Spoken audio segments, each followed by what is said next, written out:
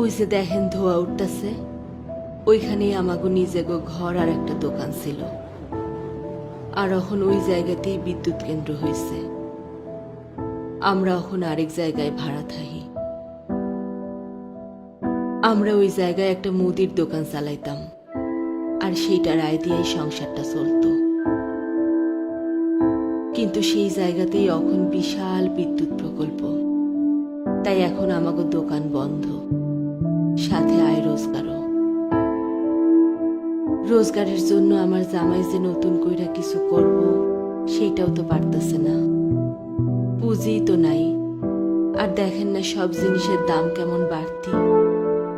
এই যে বিদ্যুৎ, সেটার দামও তো বাড়ছে। আর এই গরম যেমনি দিন দিন বাড়তেছে, আবার এত গরমে 7-8 বার কারেন্টও যায়। আমাকে কত কষ্ট হয় তাইলে বুঝেন।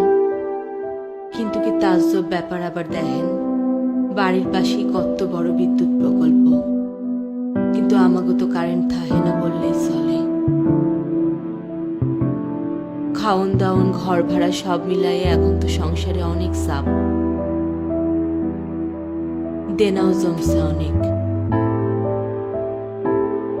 ওই যে দেখতেছেন না কেমনে ধোয়া বাইর হইতেছে, এতেও তো পোলাপানকে ক্ষতি হয়। জায়গা দোকান সব হারাইলাম, রোজগারও বন্ধ হইল, আবার গরমে কারেন্টও থাকে না।